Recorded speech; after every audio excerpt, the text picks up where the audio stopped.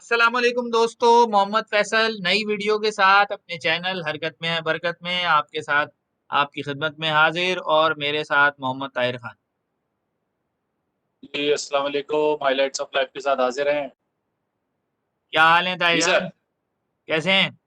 क्या बिल्कुल ठीक पीएसएल ठाक। दोबारा शुरू हो गई? हाँ यार, हम लेट हो गए। हाँ, हम लेट हो गए। इस पर मुझे एक वो लतीफा तो याद आ गया। वो एक साहब थे, यानी हमने तो ये तस्लीम कर लिया कि हम लेट हो गए, वरना हम ये भी कह सकते थे पीएसएल जल्दी शुरू हो गई। वो एक साहब थे, जो है वो अल्लाह ताला उनको खुश रखे। वो जो है एक दफा उनको कहा कि यार, नाम मैं नहीं ले रहा, बहरहाल बुराई वाली बात नहीं है, लेकिन बहरहाल एक उनका नाम लेके कहा उनको, भाई आप यार मोटे हो रहे हो, आपकी टमी निकल रही है। तो आगे से वो कहने लगे कि अबे नहीं यार, शर्ट छोटी सिल गई है। तो ये हमने देखिए, हाजिर हाजिर जवाबी जो है ना, वो इंसान को बहुत आगे लेके चली जाती ये है। लेट अकेला ही होने होता है वाली फिर बात वो हमने बिल्कुल मान नहीं ली। होता। अच्छा जी, चलें फिर शुरू करें। पहले जी जी मैच से बिल्कुल। शुरू करें, जो सबसे पहला हाँ मैच जी। हुआ था, लाहौर इस्लाम। और इस्लामाबाद। जी अच्छा, मैं अपना रिव्यू दे दूं, फिर आप उसमें ऐड ऑन कीजिएगा।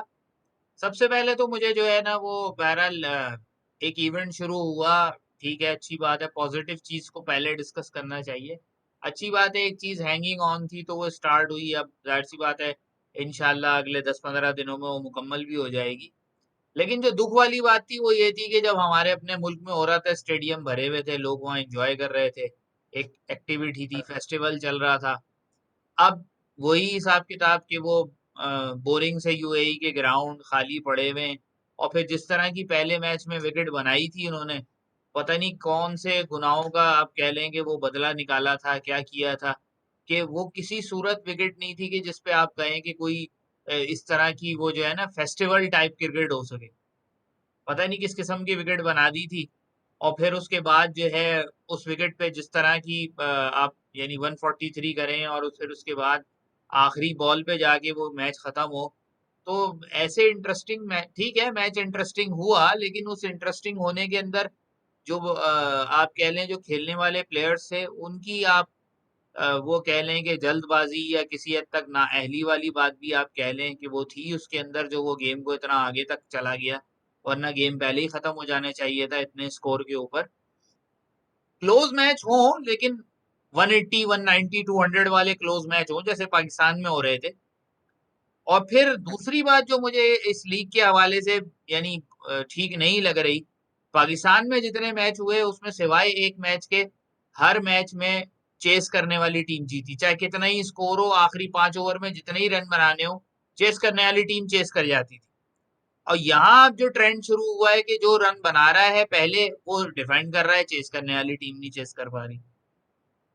तो बहरहाल लाहौर को मुबारक हो, लाहौर ने पहला मैच जीता, अगले मैच की भी हम बात करेंगे, 2 मैच लाहौर जीत गया है इस पोर्शन के अंदर और उनकी टीम रिदम में नजर आ रही है।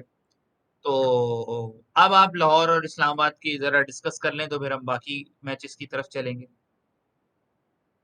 या अभी जो आपने कहा ना, चेजिंग वाला साइड का जो मामला है, असल में अबू धाबी हो या शारजा हो या दुबई हो, मैं तो क्रिकेट के हक में ही नहीं हूँ। वो बहुत ही कोई, एक तो वो लोग प्रोफेशनल नहीं है, तो वो सारे इंडियन ही क्यूरेटर वगैरह जितना भी सपोर्ट स्टाफ है पिचेस का, एक तो वो बिल्कुल भी प्रोफेशनल नहीं है। मुझे नहीं लगता कि, या तो उन्हें ये नहीं पता कि होम फेवर्ड, या एक होता है ना जो फेस्टिवल क्रिकेट जिसको आप कह रहे हैं, जिस फेस्टिवल क्रिकेट वो होती है इसमें रन बने, छक्के पड़े, चौके पड़े, विकेटों वाला कोई मामला ना हो, बड़े बड़े स्कोर चेज हो जाए या बड़े बड़े स्कोर पे जाके 2 रन से 3 रन से टीम हारे जीते, वो एक अलग अलग सिनेरियो। ये तो बिल्कुल बस इस वक्त तो ये पैसा पूरा करना है जो स्पॉन्सर्स का फंसा हुआ पैसा है। एक तो कुछ वीडियोस पहले, या पता नहीं, मेरे ख्याल से लास्ट ईयर हम लोगों ने यही बात की कि एक टीम के अगर 11 के 11 प्लेयर कोविड पॉजिटिव हो जाएंगे लेकिन लीग नहीं रुकेगी, वो है आईपीएल, वो रुक गई। उसके बाद उनका भी प्लान यही है कि वो अबू धाबी में आ जाए, तो अबू धाबी जो है ना, वो वर्स्ट सिचुएशन है प्रिपरेशन के लिए, जो T20 वर्ल्ड कप आने वाला है, वर्स्ट प्लेस है। उस मैं वर्स्ट प्लेस इसलिए कह रहा हूँ कि ना ही विकेट में जान, आपने देखा कितनी डेड विकेट है, बिल्कुल ऐसा लगता है पता नहीं किधर खेल रहे हैं। और 160 170 बन क्यों रहे हैं? क्योंकि गर्मी इतनी है और रात में जो है ना वो नमी थोड़ी आती होगी, यकीनन सहरा है, करीब पानी है तो नमी आती होगी, तो यकीनन बॉल जो है वो थोड़ा सा तेज विकेट से आता होगा, इसीलिए रन बन रहे हैं। वरना वही पाकिस्तान जो याद नहीं है मिसबा के दौर में 145 155 बस, इससे ज्यादा टी20 में रन बनते ही नहीं। ये वही वाली सिचुएशन में है। खैर अभी म- मौसम अजीब ही है क्योंकि जून में कभी अबू धाबी में क्रिकेट हुई नहीं है, चालीस हम्म, पैंतालीस डिग्री के दरमियान टेम्परेचर है। तो कुछ समझ में नहीं आ रहा विकेट भी नमी कैसे छोड़ें, या फास्ट फील्ड अगर वो बनाना चाहें तो कैसे बनाएं। ग्राउंड देखे आपने कितने छोटे छोटे से किए हुए, इसीलिए कि ज्यादा प्लेयर्स थके नहीं। हम्म, खैर ये मैच तो है। मैच की बात कर लेते हैं, तो काफी क्लोज इनकाउंटर हो गया, कॉम्बिनेशन बनाना मुश्किल काम होता हाँ। है ब्रेक के बाद भी। और आपको पता ही है प्लेयर्स मेरे ख्याल से एक हफ्ते पहले ही जमा होते हैं, अभी तो कोविड की वजह से 10-12 दिन पहले जमा हो गए, एक हफ्ते हम्म, पहले जमा हो गए, थोड़ा सा कॉम्बिनेशन बनाना मुश्किल होती है। हो सकता है लाहौर सॉरी इस्लामाबाद जो है वो आगे जाके थोड़ा बेहतर परफॉर्म करे। हम्म। लेकिन जहाँ कॉम्बिनेशन की आपने बात की ना, तो आप जरा कराची और कराची का जो मैच था मुल्तान के साथ उसकी बात करें। मुझे उस मैच से ये लगा कि अब कराची का कॉम्बिनेशन डिस्टर्ब हुआ है और मुल्तान का कॉम्बिनेशन बन गया। क्योंकि जो कराची होता जिस है तरह वहां खेल रहा था, उनके पास जो क्लार्क मिडिल ऑर्डर में था और वो आके अच्छी बैटिंग कर रहा था। मोहम्मद नबी ने 2 मैच में अच्छा परफॉर्म किया था, एक मैच तो जितवाया था मोहम्मद नबी ने। तो इन लोगों की अब जो कमी है ना, वो कराची को अब महसूस होगी। क्योंकि बाकी तो प्लेयर्स अपनी जगह, मार्टिन गप्टिल आ गया, लेकिन मार्टिन गप्टिल की अभी जो रीसेंट फॉर्म है वो कोई ऐसी नहीं है कि आप उसके ऊपर बहुत ज्यादा रिलाय कर सकेंगी, आपको मैच जिता देगा। वो इवन अपनी नेशनल टीम से भी बाहर है। तो इस वजह से मुझे लगता है कि इस कोविड के चक्कर में जो है वो कराची का कॉम्बिनेशन डिस्टर्ब हो गया है, उनको पिक होने में टाइम लगेगा। उनके अनटिल एंड अनलेस कोई और बैट्समैन जो है वो जगह संभाल ले, जैसे कल कोशिश की चैडविक वॉल्टन ने जो क्लार्क की कमी को पूरा करने की, और काफी हद तक कर भी ली थी। लेकिन ऊपर से जो प्लेयर्स खेल रहे थे, जैसे शर्जील खान एज यूजुअल 4-6 मैचों के बाद एक में परफॉर्म कर दिया, फिर वैसे ही यानी गेंद जाया किए आउट हो गए। तो इस तरह की सूरत हाल थी। तो मुझे लगता है कराची का कॉम्बिनेशन जो है ना वो काफी हद तक डिस्टर्ब हुआ है। और बाकी जहां तक रहा कि मुल्तान की टीम ने बहरहाल कल शुरू में जो मौका उनको मिला, जिसमें कराची ने थोड़ी सी आप कह लें कि फील्डिंग भी अच्छी नहीं की, बॉलिंग भी थोड़ी सी उनकी वेवर्ड किस्म की थी, तो उसका उन्होंने पूरा फायदा उठाया, जो आखिर में उनको फायदा देगी, जो वो 176 कर गए। अदरवाइज जिस तरह कराची ने बीच में कमबैक कर लिया था, तो वो लग यही रहा था कि 160 मैक्सिमम 160 तक जाएंगे, या शायद 150 पे रुक जाएं, उससे आगे ना जा सकें। लेकिन फिर वो जिस तरह की बैटिंग हुई है मुल्तान ने, जिस तरह खुशदिल शाह ने आखिर में हिटिंग कर दी और कुछ सोहेल हाँ तनवीर ने आके विकेट पे स्टे कर लिया, तो इस वजह से वो इतने रन बनाने में कामयाब हो गए कि वो कहते हैं ना, रन्स ऑन द बोर्ड। हाँ और काम फिर आता कराची ने जिस है। तरह की बाबर की, बैटिंग की है वो हाँ जी, आपके सामने ही। बाबर बाबर की इनिंग के बारे में क्या? असल में यार इस मैच में तो मैं बाबर की इनिंग पे इसलिए तनकीद नहीं करूंगा, क्योंकि बाबर ने बाकी जो प्लेयर खेल रहे थे उन सबसे ज्यादा के स्ट्राइक रेट पे ही बैटिंग की है। यानी अपनी हाँ ये टीम तो है। से आधे से ज्यादा रन उसने खुद बनाए। और बाकियों से अगर तो ये होता ना कि बाकियों से कम स्ट्राइक रेट पे रन किए होते, मिसाल के तौर पे 100 के या 105 के स्ट्राइक रेट पे किए होते और बाकी टीम 130 पे कर रही होती, तो आप कहते यार यहाँ इसने सेल्फिश खेली है। अब कल ये तो वाली इनिंग को हम किसी सूरत सेल्फिश नहीं कह सकते, वो अपने तौर एक एंड पे लगा हुआ था और अच्छे स्ट्राइक रेट से रन कर रहा था। हाँ, शुरू में स्ट्राइक रेट उसका स्लो था, बाद में उसने कोप अप कर लिया। लेकिन जो बाकी प्लेयर थे वो दरअसल आप कह लें कि उनका फेलियोर है कि वो आके विकेट पे जो है स्टे नहीं कर, स्टे भी किया तो रन नहीं बना सके। यानी ऐसा कुछ कुछ लग रहा है, कुछ ऐसी कुछ कुछ सर्टिफाइड चीज नहीं लग रही कि आपको अगर पावर रन बना रहा है तो आपको उसके ऊपर एक बंदा चाहिए जो स्ट्राइक रेट वाला। बिल्कुल चाहिए। T20 तो आपको ये पता ही नेक्स्ट, है कि इस तरह का गेम है T20 के। एक अकेला प्लेयर मुमकिन है एक दिन आपको आउटस्टैंडिंग परफॉर्मेंस दे और जिता दे, लेकिन हर रोज नहीं हो सकता। हर रोज आपके पास अगर 4 बैट्समैन ऊपर खेल रहे हैं तो चारों के अंदर ये कैपेबिलिटी होनी चाहिए मैच जिताने में। खैर ये तो नेशनल लेवल की बात तो अभी नहीं करेंगे, वो तो नेशनल लेवल अभी इंग्लैंड का आएगा तो पता चल जाएगा हमें कि हम कितने पानी में हैं। आज के मैच। और तीसरे मैच पे आ जाए, जो तीसरा मैच लाहौर और पेशावर हाँ का हुआ है। तीसरा, हाँ लाहौर पेशावर। इस पर मैं थोड़ी सी बात करना चाहूंगा, लाहौर और पेशावर के मैच में लाहौर ने बहरहाल शो किया कि बहुत ही खराब सिचुएशन से रिकवर कैसे किया जाता है। लाहौर मुझे वाइट टीम लग रही है, जिसका पहले पोर्शन में भी कॉम्बिनेशन अच्छा काम कर रहा था और दूसरे में भी बन गया है। हालांकि वो डेविड वीजा और कई वो प्लेयर थे जो कि वहां पर उनके लिए रेगुलर परफॉर्म कर रहे थे, वो यहाँ अवेलेबल नहीं है। लेकिन बहरहाल उन्होंने या तो इनकी जो है वो प्लेयर पिक करने की जो कैपेबिलिटी है वो बहुत अच्छी है कि टिम डेविड को इन्होंने पिक कर लिया, और जिसको पिक करते हैं या तो बॉलर, हाँ। इनका टीम का माहौल कुछ इस किस्म का है कि जो जिसको पिक करते हैं वही आगे परफॉर्म करना शुरू कर देता है। कुछ ना कुछ तो बहरहाल इन्होंने ऐसा किया है कि ये डे बाय डे इम्प्रूव कर रहे हैं और इन्होंने कंसिस्टेंटली अब परफॉर्म कर रहे हैं। यानी ये होता था एक मैच जीत जाते थे, दो बहुत बुरा खेलते थे, जीता हुआ हार जाते थे, हारा हुआ जीत जाते थे। वो इनकंसिस्टेंसी इनके अंदर से निकल गई है। मैं एक्चुअली पेशावर जलमी और लाहौर कलंदर का जो सेटअप है ना वो बेहतर है दूसरी टीम। इनका जो प्लेयर्स को, जो यूथ लेवल के प्लेयर्स को ट्रेनिंग वगैरह दे रहे हैं और उनको हम्म, एक्सपोजर दे रहे हैं, हम्म, प्रैक्टिस मैचेस खिला रहे हैं। ये हम्म, दोनों का सेटअप इन्वेस्टमेंट पूरे साल की है। जलमी की टीम हम्म, या उनकी जो यूथ टीम है या उनकी जो ए टीम कह सकते हैं आप, हम्म, वो पूरे साल जो है वो दुनिया भर में, चाहे वो मैचेस चाहे वो इतने रिकग्नाइज नहीं होते, लेकिन प्लेयर्स को कॉन्फिडेंस मिलता है जब हाँ। वो जाते हैं दूसरे मुल्कों में, या इवन दूसरे मुल्कों में क्या, वो कोई विजिटिंग टीम के खिलाफ ही अगर उनमें से 4-5 प्लेयर खेल लें तो वो पता रहता है उनको कि यार किस तरह से मैचेस के प्रेशर लेके परफॉर्म करें। पेशावर ज़ल्मी के लिए मैं कुछ कहना चाहूँगा कि पेशावर ज़ल्मी का मुझे लग रहा है कि इनका जो वो आप कह लें ना कि एक वो जो अच्छा टाइम था कि जिसमें जो बड़े ने नाम हमारे यहाँ गिने जाते थे, वो परफॉर्म करते थे, वो सिंगल हैंडेडली मैच जिता देते थे। मिसाल के तौर पर हमें अच्छी तरह याद है कि कई मैच कामरान अकमल ने जो है वो जितने भी अब तक एडिशन हुए हैं, 2 या 3 तो सेंचुरियाँ ही हैं कामरान अकमल की। सिंगल हैंडेडली कई मैच उसने जिताए, 50s बना दी, 70s में जाके वो रन कर दिए तेजी के साथ। अब मुझे ये लगता है कि इनका वो जो था ना, आप उस गुब्बारे से हवा निकल गई है। अब कामरान अकमल भी जो है वो अपने आप कह लें इख्तिताम की तरफ रवां दवां है। इसी तरह जो और दूसरे प्लेयर्स इनके पास हैं, यंग लॉट में इनके पास प्रॉब्लम वही है, हैदर अली को ये चांस दे रहे हैं। लेकिन इस वक्त जो सबसे ज्यादा मुझे चीज पाकिस्तान की यंग लॉट के हवाले से खल रही है वो ये है कि यंग लॉट उस तरह मेहनत नहीं कर रही जैसे इनको करनी चाहिए। इतना बड़ा बड़ा प्लेटफॉर्म आपको मिल रहा है, आपको पूरा इंटरनेशनल एक्सपोजर मिल रहा है, लोग अब बाहर से खेलने के लिए आ रहे हैं, आप उनके साथ खेल के अपनी को टेक्निक्स को डेवलप करें। उन प्लेयर्स की हम बात अगर छोड़ दें कि भाई जिनकी बारी नहीं आती है, जो छठे सातवें नंबर पे उनकी बैटिंग आती है, तो चलें आप थोड़ा बहुत, जैसे कल कराची में कासिम अकरम की बैटिंग बहुत लेट आई, लेकिन बहरहाल उसने तो जो 2 शॉट्स लगाए उससे अंदाजा हुआ कि ये इसी प्ले पोजीशन पर खेलने वाला प्लेयर है कि इसको आखिर में लाके और जब 4-5 ओवर रह गए हो तो फिनिशिंग वाला काम कराया जा सकता है, जिस तरह उसने आते ही हिटिंग शुरू की थी।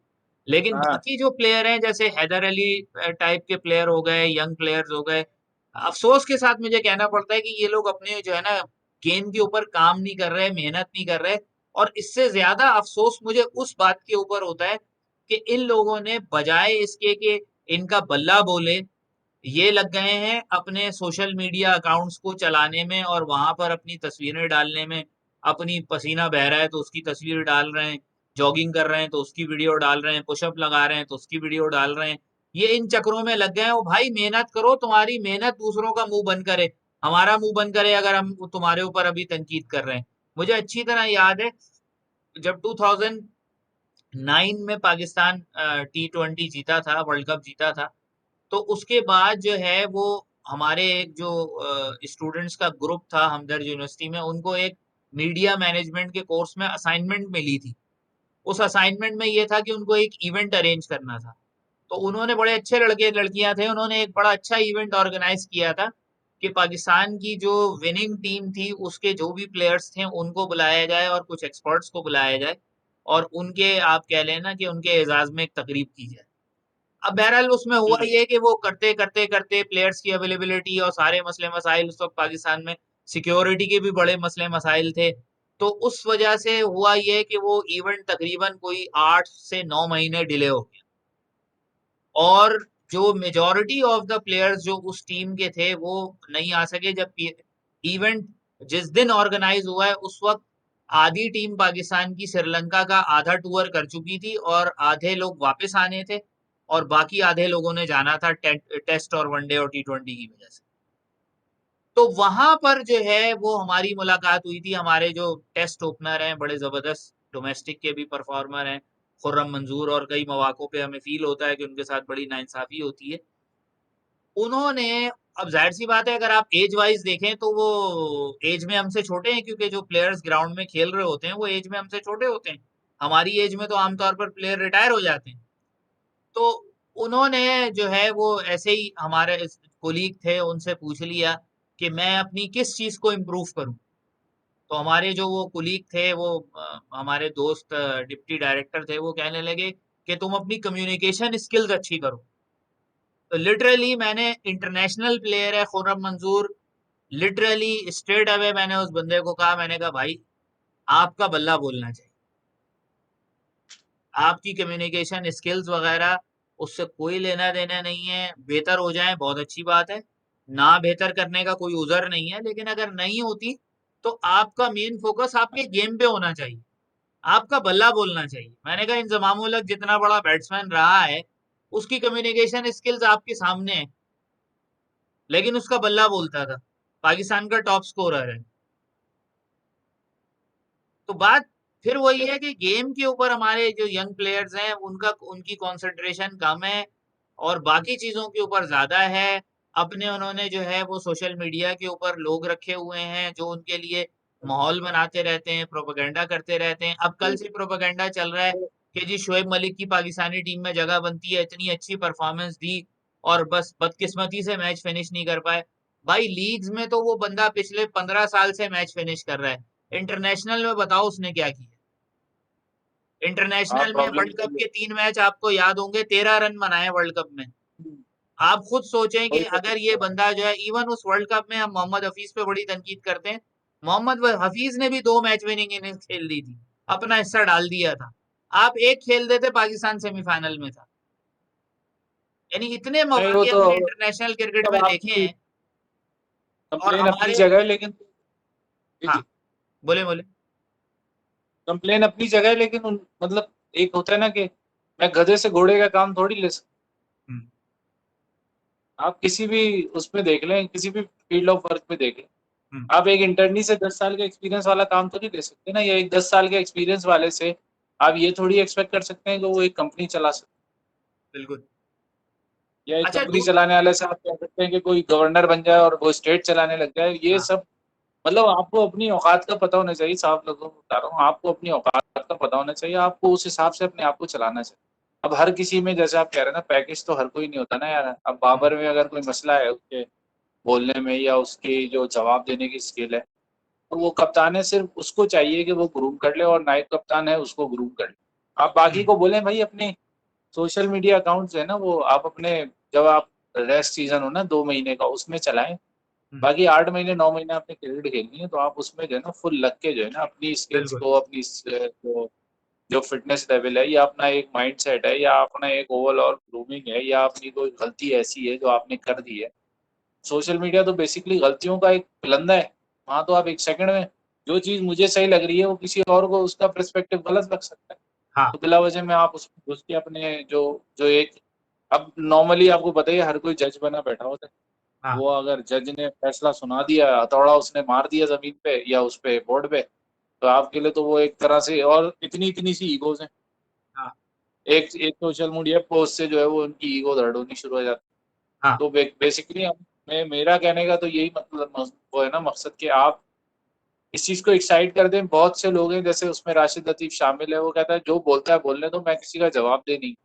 जो हम्म, मेरा दिल चाहेगा वो मैं पोस्ट करूंगा, जो मेरा दिल नहीं चाहेगा वो मैं नहीं पोस्ट। जिसको मुझे सपोर्ट करना है मैं उसे सपोर्ट करूँ। तो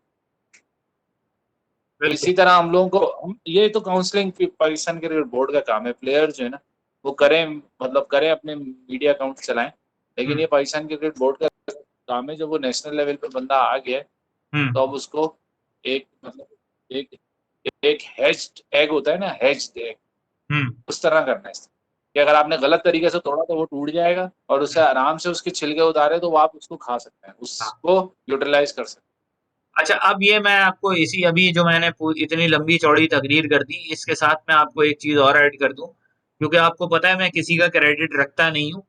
मैंने जो है, जब ये सारी स्टोरी अभी डिस्कस हो रही थी और मैंने अपनी वाइफ के सामने ये बात की, तो मेरी वाइफ ने इस सारे जो मेरी, आप कह लें 2 से 3 मिनट की जो ये गुफ्तगू थी, उसको 2 जुमलों में जो है ना वो समेट दिया, कि हमारी क्रिकेट में जो एक्सपीरियंस है वो जगह छोड़ने को तैयार नहीं है, और जो यंगस्टर है वो जगह लेने को तैयार। हैं, कुछ ऐसा ही। चलें सही जी, कह रही आज हैं के आप। मैच पे आए। आज के मैच में क्या होगा? यार कुछ समझ में नहीं आ रहा है, अजीब नया वो है बिल्कुल पूरा एनवायरनमेंट, क्या होगा क्या नहीं होगा, मुझे लगता तो नहीं। डबल हेडर है ना, आज भी जुम्मा है, नहीं, आज सिंगल है। एक मैच है। आज और कल एक ही कौन मैच है, है। कौन है आज? आज कोयटा और इस्लामाबाद। सैफी भाई तो पहुंचे नहीं। नहीं पहुंचे। सैफी भाई का वीजा ही नहीं क्लियर हुआ, लास्ट खबरें जो मैंने पढ़ी मेरा ख्याल है वहां तो क्वारंटाइन भी वो करना। खेल रहा था अपना, क्या नाम है, वार्म अप मैच तो खेल रहा था शायद यूएई। पहुंच गया है, लेकिन पता नहीं क्वारंटाइन का रूल या पता नहीं क्या है, कुछ समझ में नहीं आया मुझे। ये होगा मैच में अपेयर, नहीं होगा, कुछ समझ में नहीं आया। खबर तो मेरा ख्याल है इस तरह की कोई नहीं है, वरना तो अब तक खबर आ चुकी होती, फैल चुकी होती कि भाई नहीं खेल पाएगा। खेलेगा तो खेलेगा तो। तो सैफी भाई नहीं होंगे तो फिर कोयटा का मैच देखने का फायदा क्या? सही बात। अब तो आपको पूछने की जरूरत नहीं है ना, कोटा खेल रहा है तो कौन किसको सपोर्ट करना है। हाँ हाँ। ये है कि पहला मैच है कोटा का, शायद इस वाले सेकंड लेग में है ना। हाँ, पहला मैच। आगे हो सकता है एक मैच लगे, लेकिन कोटा की हालत सही नहीं है इस असल में लेवल वही में। था ना, बॉटम पे 2 टीमें थी, कोयटा और मुल्तान। मुल्तान हाँ ने कल रिथम पकड़ लिया। अब कोयटा को पकड़ना है, नहीं पकड़ेंगे तो बाहर हो जाएंगे, क्योंकि ऊपर से लाहौर तो क्वालिफाई कर गया है प्लेऑफ्स के लिए। हाँ। तो अब अल्लाह खैर करे। जो जंग है वो बाकी 5 लोगों के दरमियान है, उनमें से किसी दो ने बाहर होना है।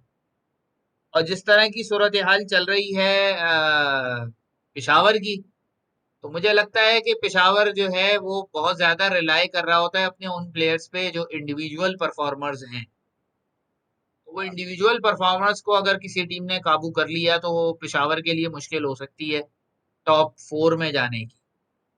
और मुल्तान ने जिस तरह का वो सिलसिला पकड़ा है, वैसे तो चांस तो मुल्तान के पास भी सिवाय हर मैच जीतने के कोई चांस नहीं है।